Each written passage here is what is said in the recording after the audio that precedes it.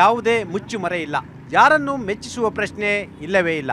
ನೇರ ಪ್ರಶ್ನೆ, ನೇರ ಉತ್ತರ. ಇದು ಜನಮನ. ನಾನು ಚಿದಾನಂದ್ ಪಟೇಲ್. ರಾಜ್ಯದಲ್ಲಿ ಮತ್ತೆ ಅಧಿಕಾರ ಹಂಚಿಕೆಯ ಜಗಳ ಆರಂಭವಾಗಿದೆ. ಇಲ್ಲ ಒಂದು ಕಡೆ ಪವರ್ ಶೇರಿಂಗ್ ವಿಚಾರ ಮುನ್ನೆಲೆಗೆ ಬರ್ತಾ ಇಲ್ಲ ಅನ್ನೋಷ್ಟರೊಳಗಡೆ ಮುನ್ನೆಲೆಗೆ ತಂದವರು ಮತ್ತಾರೂ ಅಲ್ಲ, ಒಬ್ಬರು ಪ್ರದೇಶ ಕಾಂಗ್ರೆಸ್ ಸಮಿತಿ ಅಧ್ಯಕ್ಷ ಮತ್ತು DCM ಆಗಿರ್ತಕ್ಕಂಥ DK ಶಿವಕುಮಾರ್ ಅವರ ಪತ್ನಿಯ ಸಹೋದರಿಯ ಪತಿ ಷಡ್ಡಕ ಕುಣಿಗಲ್ನ MLA ರಂಗನಾಥ್, ಮತ್ತೊಬ್ಬರು DK ಶಿವಕುಮಾರ್ ಅವರ ಹತ್ತಿರದ ಸಂಬಂಧಿಯೂ ಕೂಡ ಹೌದು. ಇವರನ್ನ ರಾಜಕಾರಣದಲ್ಲಿ ಯಾರೂ ಕೂಡ ಗಂಭೀರವಾಗಿ ಪರಿಗಣಿಸಲ್ಲ. ಅನೇಕ ರಾಜಕಾರಣಿಗಳು ಇವರ ಹೇಳಿಕೆಗಳನ್ನು ಕೂಡ ಸೀರಿಯಸ್ ಆಗಿ ತೆಗೆದುಕೊಳ್ಳಲ್ಲ. ಅದು ಒನ್ ಆ್ಯಂಡ್ ಓನ್ಲಿ ಈ ರಾಜ್ಯದಲ್ಲಿ ಇರ್ತಕ್ಕಂಥವ್ರು LR ಶಿವರಾಮೇಗೌಡ. ಈಗ ಚರ್ಚೆ ಆಗ್ತಿರ್ತಕ್ಕಂಥದ್ದು ಮತ್ತೊಂದು ಕಡೆ ಉತ್ತರ ಕರ್ನಾಟಕದಲ್ಲಿ ನೆರೆ ಹಾವಳಿ ಆಗಿರ್ತಕ್ಕಂಥದ್ದು. ರಾಜ್ಯದಲ್ಲಿರ್ತಕ್ಕಂಥ 28 ಸಂಸದರು ಮಾತನಾಡ್ತಿದ್ದಾರಾ? ರಾಜ್ಯ ಸರ್ಕಾರ 2,000 ಕೋಟಿ ಪರಿಹಾರವನ್ನು ಕೊಡ್ತೀನಿ ಅಂತ ಹೇಳ್ತಾರೆ. ಎಲ್ಲಿಂದ ಪರಿಹಾರ ಕೊಡ್ತಾರೆ ಅಂತೇಳಿ ಪ್ರಶ್ನೆ ಎದ್ದಿರ್ತಕ್ಕಂಥದ್ದು. ಆ ಪ್ರಶ್ನೆ ಹುಟ್ಟು ಹಾಕಿದವರೇ ಕೇಂದ್ರದಿಂದ ನಾವು ಹಣ ತರ್ತೀವಿ ಅನ್ನೋದ್ರ ಬಗ್ಗೆ ಯಾವುದೇ ರೀತಿ ಚಕಾರ ಎತ್ತಿಲ್ಲ. ಈ ಎಲ್ಲದರ ನಡುವೆ ಕೂಡ ಜಾತಿ ಸಮೀಕ್ಷೆ ಜಟಾಪಟಿ ಮುಂದುವರೆದಿರ್ತಕ್ಕಂಥದ್ದು. ಒಂದು ಸರ್ಕಾರದ ಸಮೀಕ್ಷೆಯನ್ನು ನೇರವಾಗಿ ತಿರಸ್ಕರಿಸಿ ಅಂತೇಳಿ ತೇಜಸ್ವಿ ಸೂರ್ಯ ಹೇಳಿರುವಂಥದ್ದು. ಹಾಗಾದರೆ ಕೇಂದ್ರ ಸರ್ಕಾರದ ಸಮೀಕ್ಷೆಗಳನ್ನು ಕೂಡ ರಾಜ್ಯ ಸರ್ಕಾರ ಮತ್ತು ಮುಖ್ಯಮಂತ್ರಿಗಳು ತಿರಸ್ಕಾರ ಮಾಡಿ ಅಂತ ಹೇಳಿದರೆ ಪ್ರಜಾಪ್ರಭುತ್ವ ವ್ಯವಸ್ಥೆಗೆ ಬೆಲೆ ಇದೆಯಾ ಎಂಬ ಚರ್ಚೆ ಕೂಡ ಆಗಿರ್ತಕ್ಕಂಥದ್ದು. ಈ ಎಲ್ಲದರ ಬಗ್ಗೆ ನಾನು ಚರ್ಚೆಯನ್ನು ಮಾಡ್ತಾ ಇದ್ದೀನಿ. ಪವರ್ ಶೇರಿಂಗ್ ಬಗ್ಗೆ ನಾನು ಮೊದಲನೇದಾಗಿ ಚರ್ಚೆಯನ್ನು ಮಾಡ್ತಾ ಇದ್ದೀನಿ. ಕಾಂಗ್ರೆಸ್ನವ್ರನ್ನ ಕೇಳ್ತೀನಿ, ತಾವು ಅಧಿಕಾರ ಹಂಚಿಕೆ ಈ ರಾಜ್ಯದಲ್ಲಿ ಆಗುತ್ತಾ? ಮುಖ್ಯಮಂತ್ರಿ ಸಿದ್ದರಾಮಯ್ಯನವ್ರದ್ದು ನವೆಂಬರ್ಗೆ 2.5 ವರ್ಷ ಆಗುತ್ತೆ. ಮತ್ತು BK ಹರಿಪ್ರಸಾದ್ರವರು ಹೇಳಿದಂತೆ ಅದು ಸೋನಿಯಾ ಗಾಂಧಿ, ಮಲ್ಲಿಕಾರ್ಜುನ್ ಖರ್ಗೆ, ರಾಹುಲ್ ಗಾಂಧಿ, DK ಶಿವಕುಮಾರ್ ಮತ್ತು ಸಿದ್ದರಾಮಯ್ಯವ್ರಿಗೆ ಬಿಟ್ಟಿದ್ದು ಅಂತ ಹೇಳ್ತಾರೆ. ಆ ಮುಖಾಂತರ ಸಿದ್ದರಾಮಯ್ಯನವರು ಅಧಿಕಾರ ಹಸ್ತಾಂತರ ಮಾಡ್ತಾರಾ? ಸರ್, ಈಗ ಹಸ್ತಾಂತರ ಇಲ್ಲ ಪವರ್ ಶೇರಿಂಗ್ ಅನ್ನೋದು ನಮ್ಮ ಮಾತಿನಲ್ಲಿ ಹೇಳಬೇಕು ಅಂತಂದರೆ ನಾವು ಒಂದು ಸುಭದ್ರ ಸರ್ಕಾರವಾಗಿ ನಿಂತಿದ್ದೀವಿ. ಇದು BJPಯವರಿಗೆ ಪದೇ ಪದೇ ಅವ್ರು ಕೇಳೋವಂಥ ಕ್ವಶನ್ ಏನು ಅಂದರೆ ಮುಖ್ಯಮಂತ್ರಿ ಚೇಂಜ್ ಆಗ್ತಾರಾ ಅಂತ. ಮುಖ್ಯಮಂತ್ರಿ ಚೇಂಜ್ ಆಗ್ತಾರೋ ಬಿಡ್ತಾರೋ ಅನ್ನೋದು ನಮ್ಮ ಹೈಕಮಾಂಡ್ಗೆ ಬಿಟ್ಟಿದ್ದು. ನಮ್ಮಲ್ಲಿ ಪ್ರಬಲವಾದ ನಾಯಕರಿದ್ದಾರೆ. DK ಶಿವಕುಮಾರ್ ಅವರಿದ್ದಾರೆ, ಸಿದ್ದರಾಮಯ್ಯವರು ಹಾಲಿ ನಾಯಕರಾಗಿದ್ದಾರೆ, ಅವರು CM ಆಗಿ ಮುಂದುವರಿತಾ ಇದ್ದಾರೆ. ಈಗ ಸಿದ್ದರಾಮಯ್ಯವರು ಚೇಂಜ್ ಆಗಬೇಕೋ ಬೇಡವೋ ಅನ್ನೋದು ಹೈಕಮಾಂಡ್ ನಿರ್ಧಾರ. ಅದನ್ನು BJPಯವರು ಕ್ವಶನ್ ಮಾಡಿ ಯಾವುದೋ ಅಧಿಕಾರ ಇಲ್ಲ ಅವ್ರಿಗೆ. ನಮ್ಮ ಕಾಂಗ್ರೆಸ್ ಪಕ್ಷದಲ್ಲಿ ಎಂಥ ನಾಯಕರಿದ್ದಾರೆ ಅಂತಂದರೆ ಅವರಿಗೆ ಮುಖ್ಯಮಂತ್ರಿ ಆಗಬೇಕು ಅನ್ನೋ ಆಸೆಗಳೆಲ್ಲರಿಗೂ ಇರ್ತದೆ. ಆದರೆ ಮುಖ್ಯಮಂತ್ರಿ ಆಗ್ತಾರೋ ಬಿಡ್ತಾರೋ ಅನ್ನೋ ಕ್ವಶನ್ ಹೈಕಮಾಂಡ್ನಲ್ಲಿ ಇರೋದು. ಅದನ್ನು ನಾವೇನು ಹೇಳಬೇಕು ಅಂತಂದರೆ, ನಾವು ಕಾರ್ಯಕರ್ತರಾಗಿ ಒಂದು ಸುಭದ್ರ ಸರ್ಕಾರ ನಮ್ಮ ಸಿದ್ದರಾಮಯ್ಯವರು ಕೊಟ್ಟಿದ್ದಾರೆ. ಅವರು ಎಷ್ಟು ದಿನ ಮುಂದುವರಿತಾರೆ ಅಂತ ಅನ್ನೋದು ಹೈಕಮಾಂಡ್ ತೀರ್ಮಾನ ಮಾಡೋದು. ಎಸ್ ಸರ್, ರಾಜ್ಯದಲ್ಲಿ ಸರ್ ಮುಖ್ಯಮಂತ್ರಿ ಬದಲಾವಣೆ ವಿಚಾರ ಈಗ ಚರ್ಚೆಗೆ ಬಂದಿರತಕ್ಕಂಥ ಅವ್ರು ಹೇಳಿದರು. ಚರ್ಚೆ ಮಾಡಿದವರು BJPಯವರಲ್ಲ, ಆಮ್ ಆದ್ಮಿ ಪಾರ್ಟಿಯವರಲ್ಲ. ಚರ್ಚೆ ಮಾಡಿದವರು ಕಾಂಗ್ರೆಸ್ನವರೇ ಚರ್ಚೆ ಮಾಡಿರ್ತಕ್ಕಂಥದ್ದು. ಇಲ್ಲ ಮುಖ್ಯಮಂತ್ರಿ ಹುದ್ದೆ ಖಾಲಿ ಇಲ್ಲ ಅಂತೇಳಿ ಸಿದ್ದರಾಮಯ್ಯ ಪರವಾಗಿದ್ದಂಥವ್ರು ಮಾತನಾಡ್ತಕ್ಕಂಥದ್ದು. ಈ ರಾಜ್ಯದಲ್ಲಿ ಕಾಂಗ್ರೆಸ್ ಸರ್ಕಾರ ಬರಲಿಕ್ಕೆ DK ಶಿವಕುಮಾರ್ ಕೊಡುಗೆ ಕೂಡ ಭಾಳಷ್ಟು ಇರ್ತಕ್ಕಂಥದ್ದು. ಒಬ್ಬ ಪ್ರದೇಶ ಕಾಂಗ್ರೆಸ್ ಸಮಿತಿ ಅಧ್ಯಕ್ಷರಾಗಿ ತನು ಮನ ಮತ್ತು ಧನವನ್ನು ಸಂಪೂರ್ಣವಾಗಿ ಅರ್ಪಿಸಿರ್ತಕ್ಕಂಥದ್ದು. ಅಷ್ಟೇ ಅಲ್ಲ, ಅವರ ಸಂಘಟನಾ ಚತುರತೆ ಕೂಡ ಕಾರಣ ಆಗಿರ್ತಕ್ಕಂಥದ್ದು.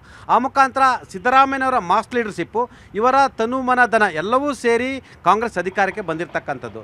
ಇಲ್ಲಿ ಪವರ್ ಶೇರಿಂಗ್ ಅನ್ನೋದು ಈ ಕಿತ್ತಾಟ ಎಲ್ಲೊಂದು ಕಡೆ ರಾಜ್ಯದಲ್ಲಿ ಈ ಒಂದು ಅಧಿಕಾರ ಹಂಚಿಕೆ ಕಿತ್ತಾಟ ಅಭಿವೃದ್ಧಿಗೆ ಎಲ್ಲೊಂದು ಕಡೆ ಹಿನ್ನಡೆ ಆಗುತ್ತಾ? ಸರ್, ಖಂಡಿತವಾಗ್ಲೂ ಈ ಒಂದು ಏನು ಕಳೆದ 2.5 ವರ್ಷ ಅಂತಲ್ಲ, ಇನ್ನೂ ಅದಕ್ಕೂ ಮುಂಚೆಯಿಂದ ಒಂದು ದೊಡ್ಡ ಸಮಸ್ಯೆ ಇರೋದು ಬೆಂಗಳೂರಿನ ರಸ್ತೆ ಗುಂಡಿಗಳು. ಬೊಮ್ಮಾಯಿ ಕಾಲದಲ್ಲಿ 40,000 ಕೋಟಿ ಖರ್ಚು ಮಾಡಿದ್ವಿ ಪಾಟೋಲ್ಸ್ಗೆ ಅಂತ ಹೇಳಿ ಅವತ್ತಿಂದ ಇದೇ ಕಾಂಗ್ರೆಸ್ ಸರ್ಕಾರದವರು ಗಲಾಟೆ ಮಾಡಿದ್ರು, ಏನು ಚಿನ್ನದ ರಸ್ತೆ ಹಾಕ್ಸಿದ್ದೀರಾ ಅಂತೇಳಿ. ಇನ್ನೂ ಅದು ಸಮಸ್ಯೆ ಬಗೆಹರದೇ ಇಲ್ಲ. ಈ ಪವರ್ ಶೇರಿಂಗ್ ಅಂತ ಏನಿದೆ, DK ಶಿವಕುಮಾರ್ ಮುಖ್ಯಮಂತ್ರಿ ಆಗ್ತಾರಾ ಬಿಡ್ತಾರಾ ಅನ್ನೋದನ್ನೆಲ್ಲ ಹೈಕಮಾಂಡ್ ತೀರ್ಮಾನ ಮಾಡ್ತಾರೆ ಅಂತಂದಮೇಲೆ ಅದನ್ನು ಸಾರ್ವಜನಿಕವಾಗಿ ಚರ್ಚೆ ಮಾಡೋ ಇದು ಅಗತ್ಯ ಏನಿದೆ? ಮೊದಲಿಗೆ ದಯವಿಟ್ಟು ಅಭಿವೃದ್ಧಿ ಕಡೆ ಗಮನ ಕೊಡಿ ಸ್ವಾಮಿ. ಭಾಗ್ಯಗಳು ಎಷ್ಟೋ ಜನಕ್ಕೆ ಬರ್ತಾ ಇಲ್ಲ. ರಸ್ತೆ ಗುಂಡಿಗಳು ಹಾಳಾಗೋಗಿದೆ. ಬ್ರ್ಯಾಂಡ್ ಬೆಂಗಳೂರು ಅಂತ ಹೇಳ್ತಿದ್ದೀರಾ, ಈಗ BBMP ಹೋಯ್ತು GBA ಅಂತ ಇದ್ದೀರಾ.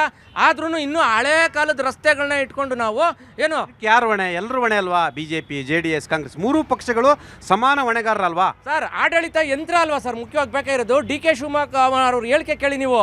ಪ್ರಧಾನಿಯವ್ರ ಮನೆ ಮುಂದೆನೂ ಗುಂಡಿ ಬಿದ್ದಿದೆ ಅಂದರೆ ಇದು ಹತಾಶವಾದ ಹೇಳಿಕೆ ಅಲ್ವಾ? ಪ್ರಧಾನಿಯವ್ರ ಮನೆ ಮುಂದೆ ಇರೋ ಗುಂಡಿಗೂ ಬೆಂಗಳೂರಲ್ಲಿ ಆಗಿರೋ ಗುಂಡಿಗೆ ಏನಾದರೂ ಸಂಬಂಧ ಇದೆಯಾ? ನಾನು ಸಬ್ಜೆಕ್ಟಿಗೆ ಬರ್ತಾ ಇದ್ದೀನಿ ಸರ್. ಮೇಡಮ್, ಈಗ ಪವರ್ ಶೇರಿಂಗ್ ಮತ್ತೆ ಕಿತ್ತಾಟ ಆಗಿರ್ತಕ್ಕಂಥದ್ದು ನಿಮ್ಮಲ್ಲಿ ಅಂಥ ಸಮಸ್ಯೆ ಇಲ್ಲ ಅಂತ ಅನಿಸುತ್ತೆ. ಯಾಕಂತ ಹೇಳಿದ್ರೆ ಅಧ್ಯಕ್ಷ ಯಾರು ಅಂತ ನಿಮ್ಮ ಹೈಕಮಾಂಡ್ ಇನ್ನೂ ಕ್ಲಿಯರ್ ಮಾಡಿಲ್ಲ. ವಿಜೇಂದ್ರ ಅವ್ರಿಗೂ ಗ್ಯಾರಂಟಿ ಇಲ್ಲ ನಾನೇ ಅಧ್ಯಕ್ಷ ಅನ್ನೋದು. ಈ ನಡುವೆ ಈ ಒಂದು ಪವರ್ ಶೇರಿಂಗ್ ವಿಚಾರದಲ್ಲಿ ಎಲ್ಲ ಒಂದು ಕಡೆ ಕರ್ನಾಟಕದ ಅಭಿವೃದ್ಧಿಗೆ ಹಿನ್ನಡೆ ಆಗುತ್ತಾ? 136 ಸೀಟ್ ತಗೊಂಡಂಥ ಕಾಂಗ್ರೆಸ್ ಪಕ್ಷ ನಿಮ್ಮ ಮುಖ್ಯಮಂತ್ರಿಗಳು ಯಾರು? ನಮಗೆ ಅದು ಅವಶ್ಯಕತೆ ಇಲ್ಲ. ನಮಗೆ ಬೇಕಾಗಿರೋದು, ನಮಗೆ ಚಿಂತೆ ಇರೋದು ರಾಜ್ಯದ ಜನರ ಬಗ್ಗೆ, ರಾಜ್ಯದ ರೈತರ ಬಗ್ಗೆ. ರಾಜ್ಯದಲ್ಲಿ ಗುಂಡಿ ಸಮಸ್ಯೆ ಇದೆ, ರಾಜ್ಯದಲ್ಲಿ ಇವತ್ತು ಪರಿಹಾರ ಇದೆ, ಇಲ್ಲಿ ಮಳೆಗಳು ಬರ್ತಾ ಇದೆ, ಮುಳುಗ್ತಾ ಇದೆ, ಜಾತಿಗಳ ನಡುವೆ ಹೊಡೆದಾಡುವ ನೀತಿ ಮಾಡ್ತಾ ಇದ್ದೀರಾ, ಧರ್ಮಗಳ ನಡುವೆ ಹೊಡೆದಾಡುವ ನೀತಿ ಮಾಡ್ತಿದ್ದೀರಾ. ಇದನ್ನೆಲ್ಲ ಬಿಟ್ಟು ನೀವು ಯಾರೇ ಮುಖ್ಯಮಂತ್ರಿ ಬಂದ್ರೂ ಇದು ಚೇಂಜ್ ಆಗುತ್ತಾ? ಅದು ನಮಗೆ ಬೇಕು. ನಿಮ್ಮ ಕಾಂಗ್ರೆಸ್ನ ಮನಸ್ಥಿತಿ ಎಲ್ಲಾದರೂ ಚೇಂಜ್ ಆಗುತ್ತಾ? ಯಾವತ್ತೂ ಚೇಂಜ್ ಆಗಲ್ಲ. ನಿಮ್ಮ ಮನಸ್ಥಿತಿ ಇದು ಚೇಂಜ್ ಆಗಬೇಕಂದ್ರೆ ಕಾಂಗ್ರೆಸ್ ಚೇಂಜ್ ಆಗಬೇಕೇ ಹೊರತು ಮುಖ್ಯಮಂತ್ರಿ ಚೇಂಜಿಂದ ಏನೂ ಆಗಲ್ಲ.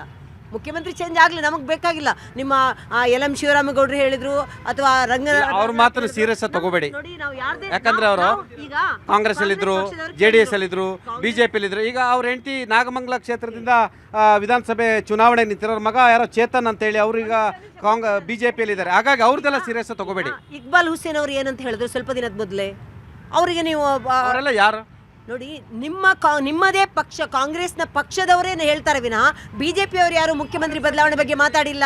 ನಾವು ಹೇಳ್ತಾ ಇರೋದು ನಿಮ್ಮ ಪಕ್ಷದವರೇ ನೀವು ನಿಮ್ಮ CM ಬದಲಾವಣೆ ಬಗ್ಗೆ ನಿಮ್ಮ ಕುರ್ಚಿಯ ಕೆಸರದ ಚಾಟನ ನಿಮ್ಮ ಹತ್ರ ಇಟ್ಕೊಳ್ಳಿ. ನಮಗೆ ರಾಜ್ಯದ ಜ್ವಲಂತ ಸಮಸ್ಯೆಗಳ ಬಗ್ಗೆ ಮಾತಾಡಿ.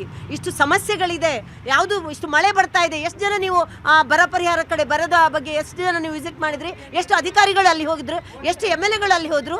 ಅಥವಾ ಎಲ್ಲಿ CM ಹೋದ್ರಾ? ರೆಸ್ಪೆಕ್ಟಿವ್ ಮಿನಿಸ್ಟರ್ಗಳು ಹೋದ್ರಾ? ಯಾರು ಹೋಗಿಲ್ಲ. ನಿಮ್ಮ ಕುರ್ಚಿಯ ಕದ ರಾಜ್ಯದಲ್ಲಿ ಸಮರ್ಥವಾದ ವಿಪಕ್ಷ ಇಲ್ಲ ಅಂತೇಳಿ ಗಂಭೀರ ಆರೋಪ ಕೇಳಿ ಬಂದಿರತಕ್ಕಂಥದ್ದು. ಕಾಂಟ್ರಾಕ್ಟರ್ ಅಸೋಸಿಯೇಷನ್ ಅವರು ಮೊನ್ನೆ ಹೇಳಿದ್ರು ಇದು 40% ಅಲ್ಲ 80% ಸರ್ಕಾರ ಅಂತ ಹೇಳಿದ್ರು. ವಿಪಕ್ಷಗಳ ಒಂದು ಹಿನ್ನಡೆ ಆಡಳಿತ ಪಕ್ಷದ ಆಡಳಿತ ವೈಖರಿ ಅವ್ರು ಬೇಕಾದಾಗ ನಡೆಸ್ಕೊಳ್ಳಿಕ್ಕೂ ಕೂಡ ಅನುಕೂಲ ಆಗ್ತಾ ಇದೆ ಅಲ್ವಾ?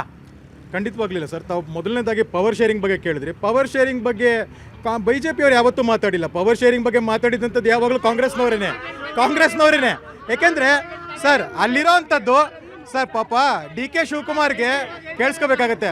DK ಶಿವಕುಮಾರ್ಗೆ ಇರೋದು ಒಂದು ತಾಳ, ಒಂದು ತಂಬೂರಿ. ಇಕ್ಬಾಲ್ ಹುಸೇನ್ ಒಂದು ತಾಳ, ಅಲ್ಲಿ ರಂಗನಾಥ್ ಒಂದು ತಂಬೂರಿ. ನೋಡಿ, ಇಲ್ಲಿ ನಿಂತಿರೋರೆಲ್ಲ ಕೋರಸ್ಸು. ಇಷ್ಟೇ ಅವರ ಕೆಪಾಸಿಟಿ ರಾಜ್ಯದಲ್ಲಿ. ನೋಡಿ ಕೋರಸ್ ಹೆಂಗ್ ಬರ್ತಾ ಇದೆ ಆಯ್ತಾ? ಕೋರಸ್ ನೋಡಿ ಹೆಂಗ್ ಬರ್ತಾ ಇದೆ ಕಾಂಗ್ರೆಸ್ನವ್ರದ್ದು. ಇದೇ ಕೋರಸ್ಸು. ಇದನ್ನ ನಾವು ಹೇಳುವಂಥದ್ದು ರಾಜ್ಯದ ಅಭಿವೃದ್ಧಿ ಬಗ್ಗೆ ಮಾತಾಡಿ, ರಾಜ್ಯದ ಮಳೆ ಪರಿಹಾರದ ಬಗ್ಗೆ ಮಾತಾಡಿ ಅಂತಂದಾಗ ಕೃಷಿ ಮಂತ್ರಿ ವಿಡಿಯೋ ಕಾನ್ಫರೆನ್ಸಿಂಗ್ ಮಾಡ್ತಾರೆ.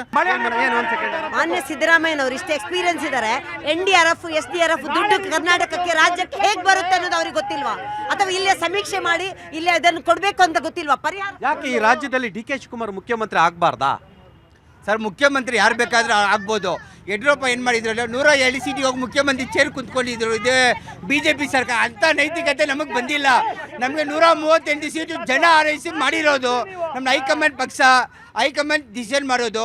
ಇವ್ರ ಥರ 107 ಸೀಟಿಗೆ ಹೋಗಿ ಮುಖ್ಯಮಂತ್ರಿ ಚೇರ್ ಕುಂತ್ಕೊಂಡು 3 ದಿನಕ್ಕೆ ಚೂಮಾರಿ ಹಾಕೊಂಡು ಎದ್ದು ಬಂದಿರೋರು ಮುಖ್ಯಮಂತ್ರಿ ನಮ್ಮ ಯಡಿಯೂರಪ್ಪ ಅವರು. ಇದೇ ಥರ ಇವತ್ತು ಇಲ್ಲಿ ಇರೋರೆಲ್ಲ ಬಂದ್ಬಿಟ್ಟು ವಿಜೇಂದ್ರ ಚೆಲಾಗಲು ಅವ್ರ ಮಾತು ಕೇಳ್ಕೊಂಡು ಅವ್ರು ಇರೋರು.